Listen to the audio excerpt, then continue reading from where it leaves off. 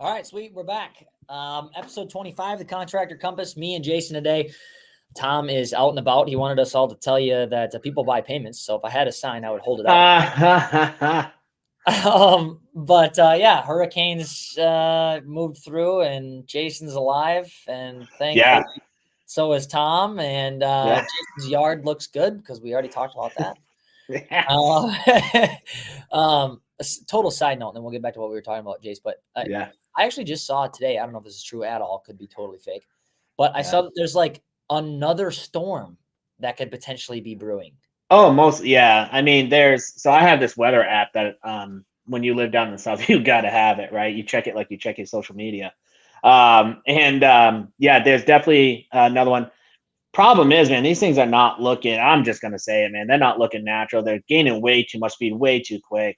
Not to get into the weeds, but, that's the first thing I want to say. Everybody, who got affected. I'm in South Carolina and we're in Aiken County. And this is one of the counties we had like 1.2 million people without power.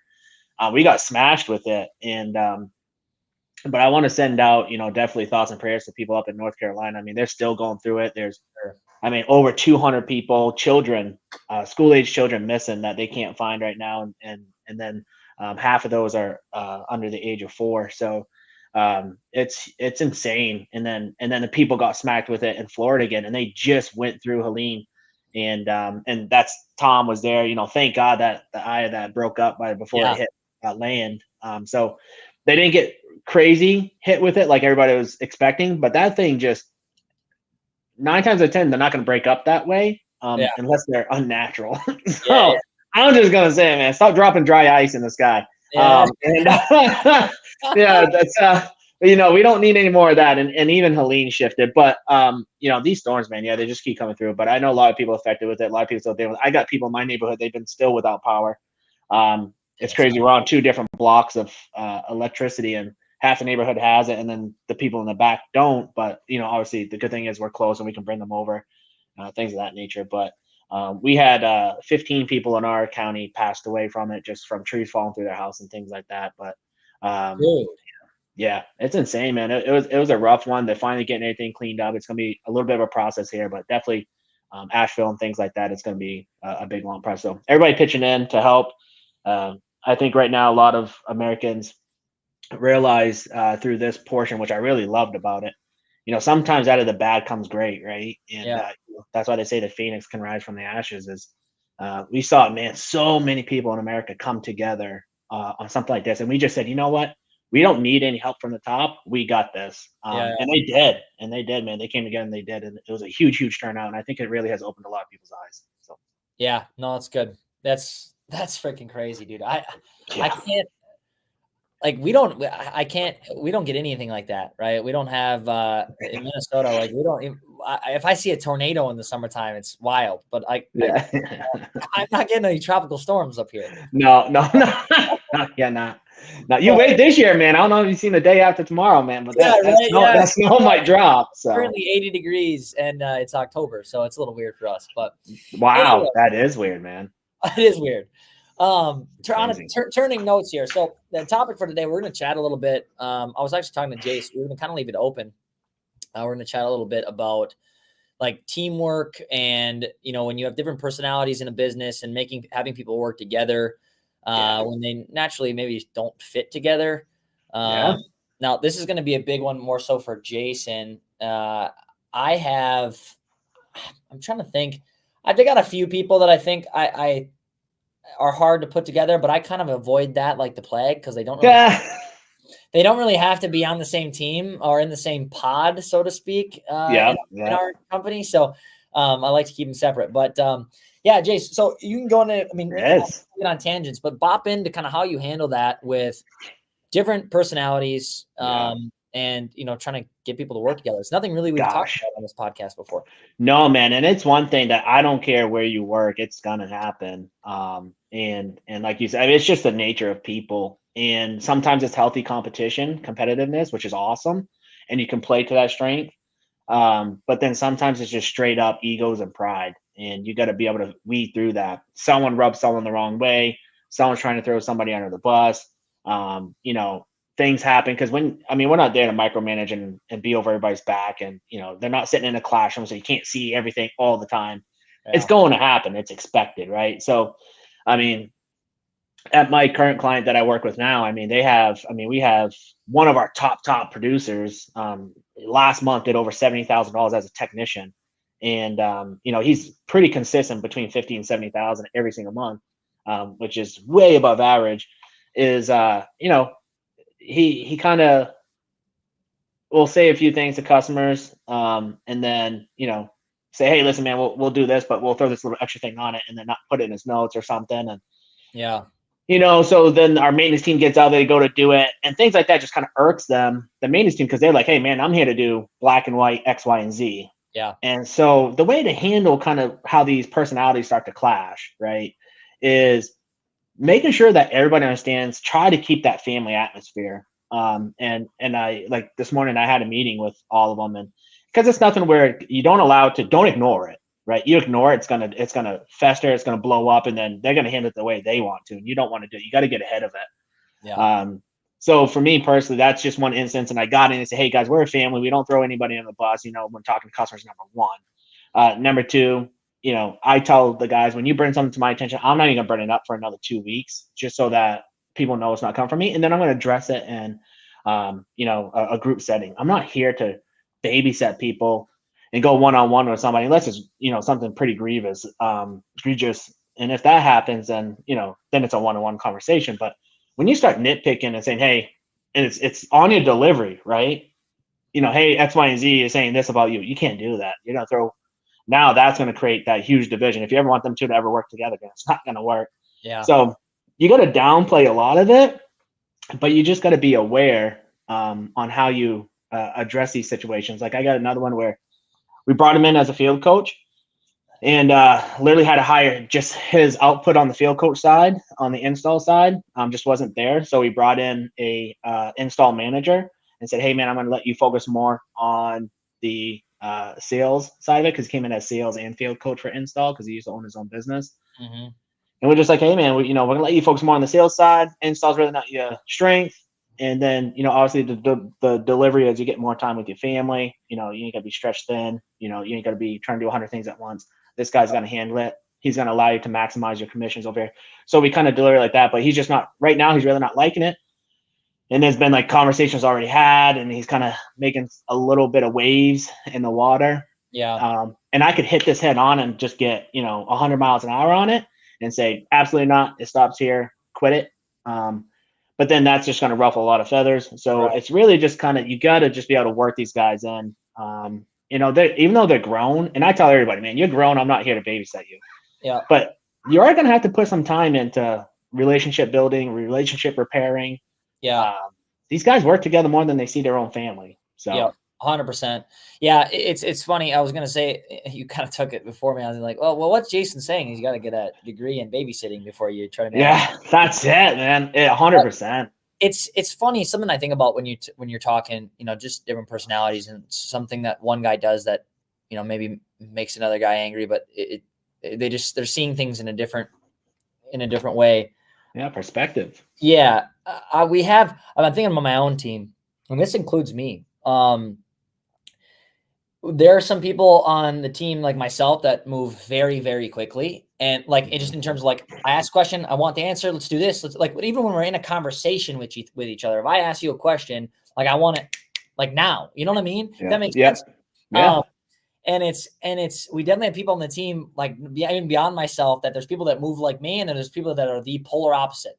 Yeah. And when they give you the answer, I'm just talking in the conversational aspect, because that obviously we're all remote, right? So when we're in huddles, we use Slack. If nobody's heard of it, it's like you talk in there, and you can go into something called a huddle. It's like an immediate meeting, like video meeting. It's super, super handy. But so we do a lot of that, right? So that's where we see like the clashing personalities, right? Because you don't see that a whole lot like over just Slack messaging each other, right? And I don't have guys that are hanging out with each other every day. So that's where I see it. But it's funny because on my end, if let's say it's me, like I'll even get irritated because I'm like, just get like, well, tell me the answer. Get to the point. Exactly. But these other guys, and it plays to their role. A lot of them are media buyers, and they're just much more meticulous. And the way that they answer the question, it's going to be slower. They're thinking about what they're saying. And it's like, it's this the very, to the personality aspect, very, very, very, very different.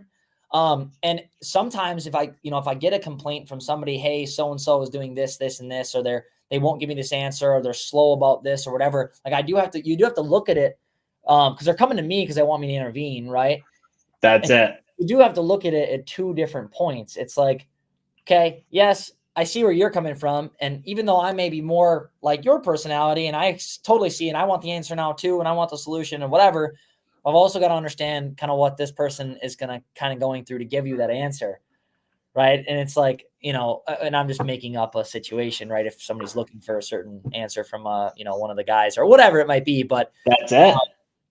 And it's funny you're saying that, sorry, is because, so there's this course out there and I had to take it. So I've been in management for forever, unfortunately. And,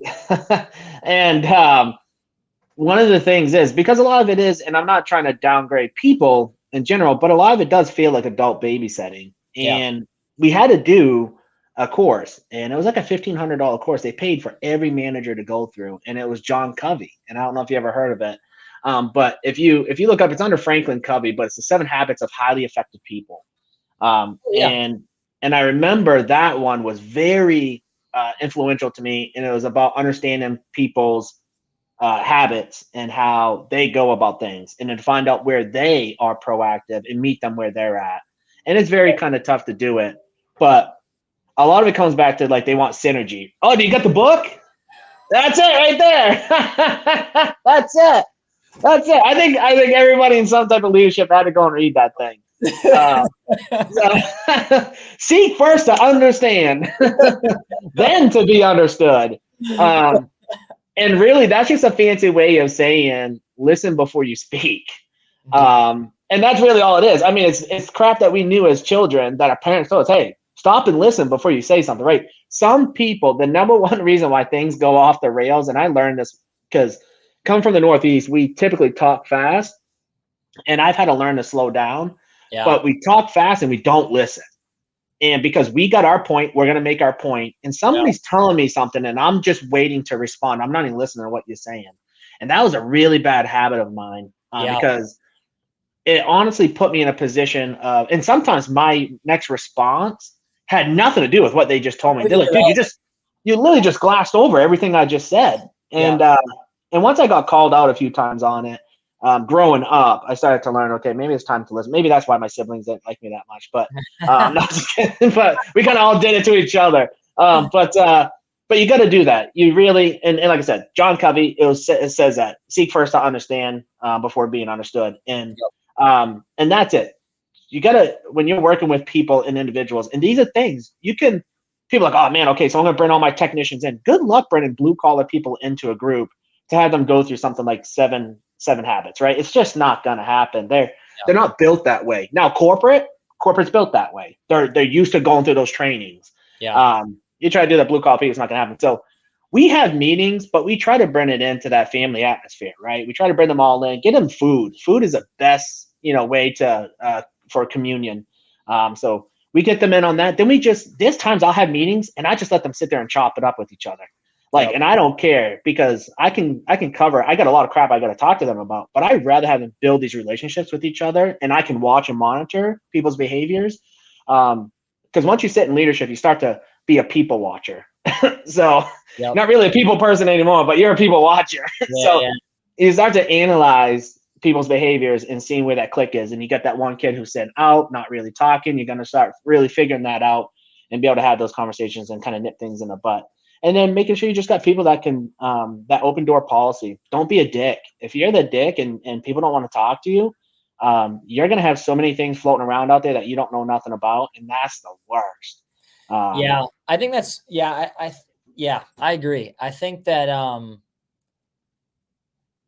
another thing to that point is when you're like, you like to bring people together and sit back and just watch it, like just let them, chop it up, like you said, interact. And one One thing that I've noticed, especially and I'm sure that obviously this happens in person as well, but being remote with our team, you almost forget how much conversations goes on, like not on the team meetings and not in Slack chats that you're in. And you know what I mean? Like between Yeah. team members and Oh, knowing those absolutely. dynamics are working outside. Because you only see, for me, I only see what I see on our team meetings, right, on a weekly basis, multiple times a week, right? But I only see what I'm seeing there between how they're, chatting with each other and whatever, right? And I almost forget, like the other day, something was said in a meeting and couple of the girls started laughing and whatever. And like, I kind of like, it made me think of that. I'm like, oh, like they've been joking about this and meeting and whatever on like totally separate.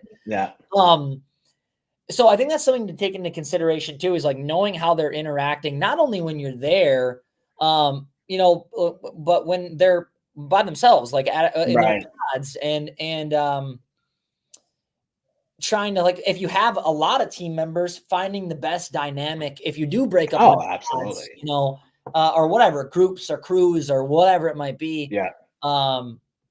But yeah, just something that made me think of when you're talking about, kind of bringing people together and watching them interact. I think it's sometimes as a Yeah. manager or, in a position where you have a team, not forgetting that like these guys are creating relationships with each other and they're Yeah. with each other when you're not around, and you need to know kind of how that looks. So you're pairing people with the right people and Yeah. done correctly and, whatever. But Well, no, and that's, and you make a good point because the parent of the people, especially in our world and in the trades, there's a lot of jobs they got to go out and do. Now you got to remember, if you're on a job and it's hot outside and you're dealing with poop, or, I mean, it's just, the reality is it's not, glamorous work. And that's when tempers can flare, right? So when you drive a hammer on your thumb, or you put a screw right through your finger, or you just slice your arm on sheet metal, or you're just full of insulation, you're itchy, and it's 120 in an attic, and you got a torch going, you know, you got to restrain yourself as a man. yeah, You're already at that peak, right? You're already almost at that peak, and then you got to understand you're interacting with this other person. So if that person already is one that gets under your skin for yep, whatever reason, it could be them sitting on a bucket smoking butts or something, and yep, you're just like, I'm over this. I give my guys leeway to vent. And yeah, that's why I tell them, they come, like, the number one thing in all of our training is I say, you cannot, there's no room, no discontent or disbelief. You got to come to me, right? So if they have discontent that's out there, it's an open door policy. I tell them, you can cuss, you can say whatever you want, and your job is safe. But I have to know, right? I have to know what's wrong. yeah, If it's broke, I can fix it. If I don't know and you're going to hold it in and you're going to do it while you're out there, that's the wrong place to do it, man. They can't fix it. Your peers can't fix it for you, right? I can fix it for you, but they can't. You're just bitching to a sounding board at that point. correct. So that's really where a lot of it comes down to. You, number one, when you're pairing people up together, you gotta have your ear to the ground. And you can only have your ear to the ground if you have good relationships with people that's willing to offer that information back to you. And it's Correct. not in a ratty type of way. It's just a way that people communicate. Like my ladies in the office, they're the best at that. They're always bringing information back to me. Some I get on and do something about it. Some of it I just keep in the back of my mind and make a note of it. And then, I got guys out there that do the same thing because they know I'm going to wait a very, couple weeks before I bring this up in a group setting. Yeah, Because they're like, oh man, don't say anything. I would, don't worry about it, man. I'm going to word it in a way they have no clue it came from you. And it's going to be so long down the road that they don't know it's coming from you either. So, pair the people up. Like I've had two guys that really weren't working well together, had to shift them out. I tried somebody else new, put that person with somebody else. They work great together. Put them on a different team, put them in a whole new department. And now they're flourishing, right? First he's shown up because it was his buddy, had no output, showing up to work kind of hungover, it seemed like. yep, Nobody was holding him accountable. I threw him into new construction. I said, all right, man, you're going to go with these guys, and they don't play, right? So you're starting work at 6:30. You better work through the whole day, and you'll get home by 2:30. correct. And I gotten feedback, and they're like, man, he's doing awesome over here. He's very technically inclined. And I'm like, see, I knew that. So instead Yeah, of firing somebody, you got to work with people. You got to have that patience, and you got to understand. And I tell my ladies in the office this too, because we use a lot of the chat and we lose a lot of the conversations. you got to watch your tonality with some of these guys. I said, you got to understand what they're dealing with when they're out there, right? They're dealing with customers that are pissed, are cussing in their face, right? And it's not even their fault. Then they're dealing with, like I said, just the elements of weather. Yep. And if you're somewhere in the Northeast, you're dealing with all 4 seasons. You got the freezing cold, the hot summers, and you got the pouring rain. And then on top of that, you're dealing with the elements of it's a dangerous job. And there's times that things are always kind of happening, right? Stinky jobs, dangerous jobs. Yep. So when you ask or request something from them, you can't go at it bullnose. You got to make sure fluff it a little bit, put some emojis into it. Yeah. You got to be polite and you got to respect everybody when you're doing that. And I know sometimes it's hard for people because everybody's having a bad day, but you got to put a little effort into it to make it work. And it's funny if you like, if I'm thinking to myself, like, how would you train that? Like, how do you tell people that? And part of it is just common, like, just knowing how to talk to people, just being socially inclined, right? But also, it's like it almost has to. It's almost a difficult topic because when you it'd be hard to train that, or like hard because people don't want to hear you tell them that either. Like, hey, you gotta fluff it a little bit. You gotta do it. They're like, fuck that. Like, I want them to get my shit done. Yeah. So it almost has to happen a little bit organically as well. It does, and it doesn't in a sense where it starts from the leadership. And that's my biggest thing. And I've had conversations with owners, and I said, listen, if you can't, stay out of it. Don't even go into the office. Yeah. Because I tell them, listen, I can help you progress, but if you're going to come and undo everything I've done, I'm done. Right? Yeah. I'm not even going to help you. And then that's my biggest thing. Number one thing in life is you got to be kind to people. Yeah. And trust me, there's times I'm pissed. Like, if you're not getting a job done, I'm going to call you out, but I'm going to do it in a nice way. Yeah. I mean, it's not, you don't, so don't get me wrong. Don't be a welcome mat. Yeah. But you can address somebody like as if I'm talking to you. I talk to brand new people that are with me. I'm like, dude, the job had to get done at this time. You guys knew that. Why didn't you tell me? We could have helped you, right? I'm offering solutions, not just hitting them with problems. Yeah. So, and my door's always open. Like, I give them all avenues to get things taken care of and get it done. But when it comes down to people and trying to teach that behavior, it's got to start from the top. If they see that you're a kind person, you're treating them that way. Yep. It starts to trickle down, and they'll know. And then second thing, most obvious, is you got to monitor it, right? You got to monitor, and then as long as you continue to inject a system or a process, that's what creates the behavior, and then it becomes the environment, and then that's the culture and the environment that you want, and everybody starts to. Once you plug somebody in under that, and that culture environment's existing, it's a lot easier for people to kind of fall in sync to it. People are sheep. Not to be offensive, but most people will follow in with what's going on around them. 100%. Yeah, I think it's it's a good thing to know too. If you're looking at your team, we were just talking about like placing people in different areas. Like, you had a guy that you shifted to new construction or whatever, and he's doing really well. And I think it's good to know too. There's so many variables, but like with people in general, right? But it's good to know too when to draw that line. Like, okay, you're no longer just a bad attitude with certain people. Like, you're a Cancer and you got to go. Yeah, 100%. You know what I mean? Which is a little bit down a different. But like, if somebody's sitting there thinking about this and like, well, I got this guy, right? And he's really good at this, but he doesn't talk. Or he says things about the company that aren't true, or he does whatever. Like, there's like, you got to know to, there's only so much adjustment you can do. Don't hang on to somebody too. Yeah, absolutely. And to that point, even on the side of, I got a guy that's great, phenomenal, everybody loves him, super nice guy, technically advanced, cannot produce to save his damn life, and is extremely needy, meaning he is as much of a diva as you can think of. I don't want to work past 4 or 5 o'clock. Oh, I want to do install. No, I don't want to do install. I just want to do service. No, I want to go back to install. Then you put him on install. Oh, I don't want to be out past 4. I mean, it's like, dude, I'm trying, and I'll go so far to accommodate. Yeah. But then again, super inclined on technical. Yeah. And I know there's probably a spot for him if I could get it. It would be in leadership at some point.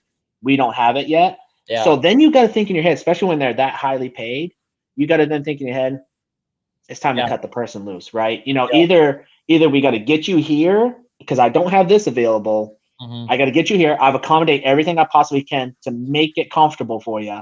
Yep. If you can't abide by this, then it's just not a good fit for you, and we're not the right company. So sometimes it's just not a good match with Correct. people. Yeah. Yeah. Even No, the great ones. Even the great ones. correct. That's a better example, right, than a bad person that, you're trying to fit to a good spot. That having a good person that's good in a lot of ways, but still doesn't quite fit. That's even a better example, because those are going to be harder to get rid of. Oh man, yeah, it's tough Right. because you're fighting to try to find a spot for him. Yep. Because you can use the element of it. I could use it if it was $20 an hour less. Right? Yeah. That's exactly right. Yep. We just actually, to bring up a great example, we actually just kind of went through something similar with a media buyer. We had him for a couple months. Be honest, we were kind of looking based on, we had interviewed for quite a few months before we brought him on like a probationary period.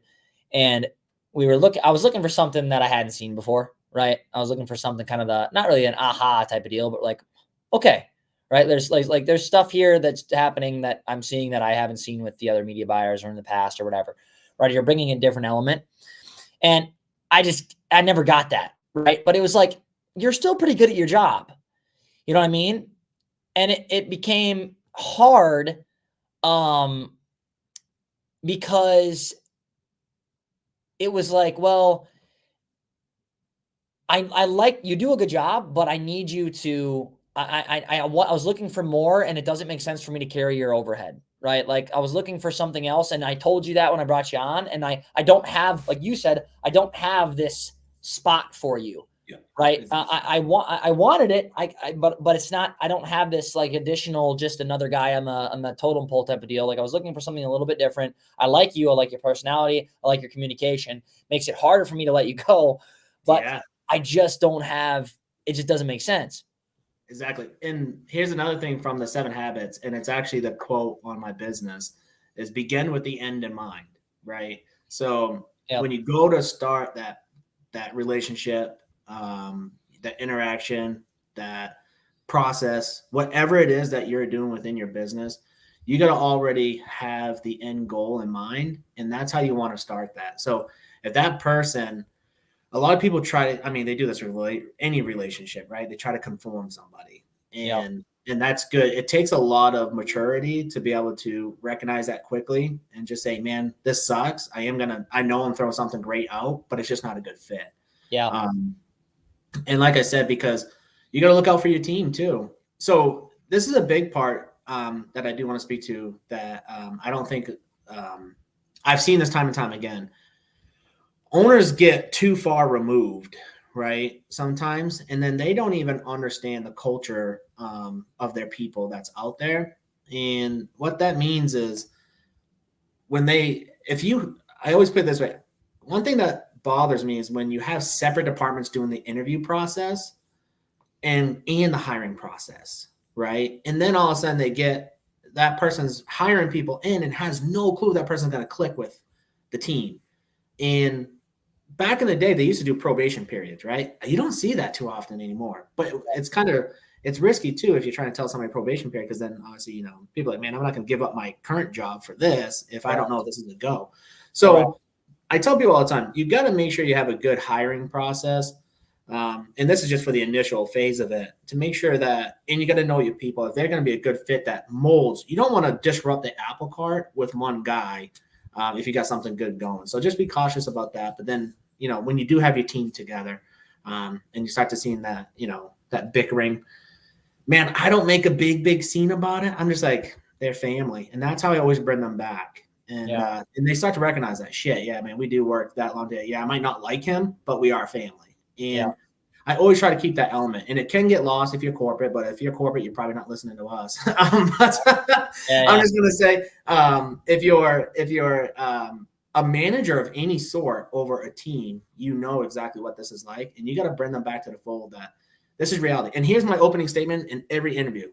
I know you didn't wake up to work for X, Y, and Z company, and I know that's not your dream, right? I know you didn't dream, hey, I want to work for you one day.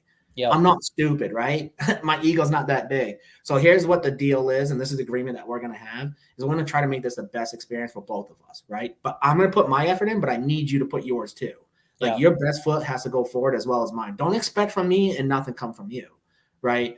And that's where a lot of employees They walk into somebody else's company, and we make it as real as possible for everybody. Like, we're so transparent.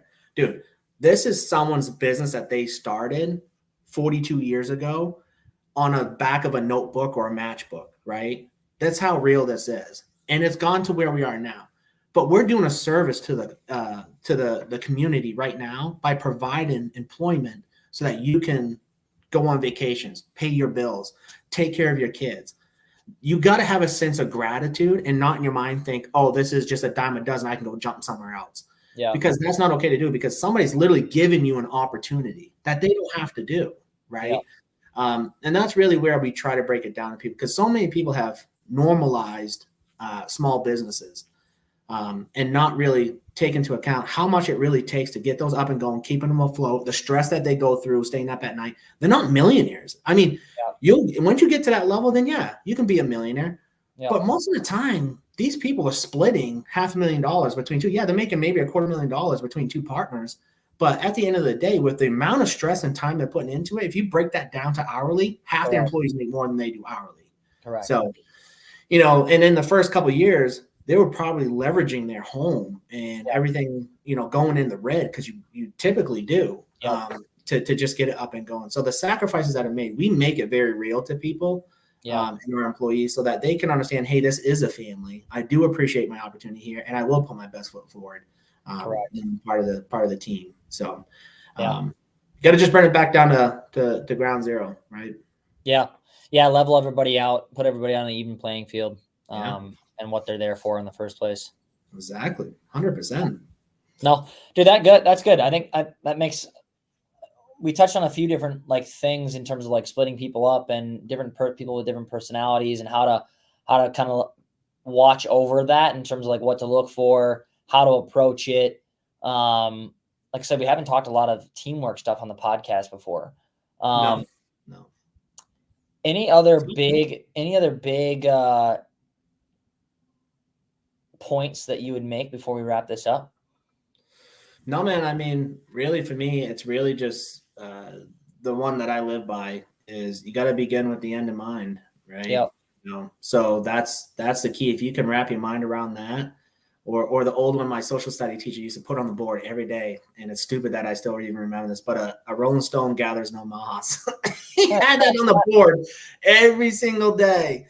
And what it is, man, turnover in a company can be so deflating when it's constant. And right now, a lot of companies are dealing with I know companies that are selling because they're just so sick and tired of hiring and firing and training, because it's attrition has gone through the roof lately in the last 3 years.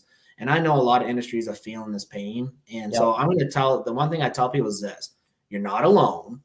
Everybody's dealing with it. It's how you deal with it that's going to make you stronger when you come out the other side. I know it sounds so cliche, but you got a lot of people think it's my fault and I don't know what I'm doing, and maybe I'm a horrible manager, right? People start to pin it on themselves, and then they really get deflated and depressed and think that they can't do it. No, it's just a culture we're dealing with right now. And like I said, I've been in management for over 20 years, and I've never seen it this bad. So it doesn't mean I'm going to give up. But the rolling stone gathers no moss analogy is I'm going to keep moving forward. You got to keep plugging away at it. And as long as you keep that end in mind, it's kind of like that law of attraction. You begin with the end in mind so that you know where you're going. And along the way, you're just going to have things that fit into place. Be kind, right? Be open.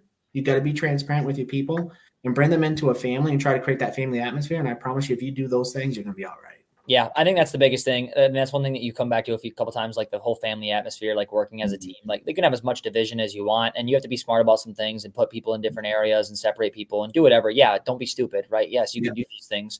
I said before this call I wasn't going to turn this into a culture thing, but it does kind of come down to it, right? When we talk about different personalities, that's fine. You might have a different personality as your brother, but it doesn't mean you're not brothers. Exactly. At the end of the day, 100%. So that was a good one. Something for people, different little key points for, guys that are, they got 5 guys on the team. They got 6 guys on the team. Maybe you got 20 guys on the team. Yeah. But especially when you have a smaller team, it's so important for people to work well together. And so you can see how to divvy people up. If you got, somebody who's kind of a pain in the ass, Yeah. right? But they're really, really good at something. Try some of these things, split them up, have good communication, be transparent, don't baby them.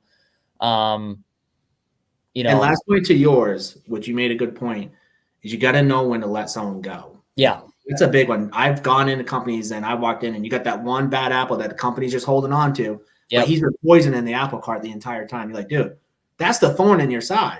Get him out. And most people, you'll be all right. So you got to listen to your people. And I don't care if it's production. If I've taken top producers and moved them out just because they wore the thorn in the side. So last question, then we'll end it. For you. When you're looking at if you're looking at, you have a thorn or something you think might be a thorn, but you're only seeing bits and pieces and you're only hearing bits and pieces. Would you go to your leadership team and ask them what they think and then make your decision based off that? I don't, because they honestly give me, because I'll always bring it up and I'll say, hey, listen, I think this person is not good for the team. And I think this is a bad influence. And I think honestly, this is what's creating the ripples. They always will give, and this is what happens is the leadership teams typically have a personal relationship that they put blinders on now at this point, because they've just been so callous to it because they've normalized the behavior. Yet it's affecting everybody, and everybody's saying it's not gonna work, it's not gonna happen. So I personally go and I've sat down and I've rode out with this individual. I've done this several times. I'll ride out with them. I'll spend a couple of days with them. I walk around and I don't bring it up, but I just see people's mentality. Now I'll say things such as like, hey, John Smith, he went out, he got that job done. He closed, $15,000 on that one. And I'll just look at somebody's reaction. Okay, that's one. Go to somebody else. And I see if I can get a pattern to something, I know we got a problem, right? If it's just somebody else's personality, but then I want to listen. Is there a problem with, does everybody just have a problem with everybody? Or is it just this one person, right? Is it people just grumbling? Because if everybody's grumbling about something altogether, one thing, then that's the problem. But if people grumble about every little thing, then it's a culture issue. And you got to fix the whole culture as a whole. And it's not just one person, right? That one person is just taking the brunt of it. So that's really where, if it's one person and it's leadership, and then you spend the time with that individual and you find out that person, and people are pissed at it. Like, people think I'm the devil sometimes, right? Because I got to do everything. I implement the good. I implement the bad. I give the raises. I take money away, so you got to understand the person's position and what they're delivering. But if it's just a technician and it's just a relationship build, like I said, look at that. If it's a pattern with one person, that person's typically the thorn. If it's where people are grumbling about everything, it has to do with the company scheduling this, that, it's systems, processes, it's culture. You got to fix. You got a lot more to fix than just that one person. 100%. I think that was a sick gold nugget to end on, actually. The general grumblings versus grumbling about one person. Yeah, 100%. Cool. All right, guys. Well, we'll see you on the next one, 26th the next time. Hopefully we'll have Tom back. Hopefully he's live and well. And hopefully he has his sign, because, we missed out on it today. Yeah. We'll see you guys on the next one.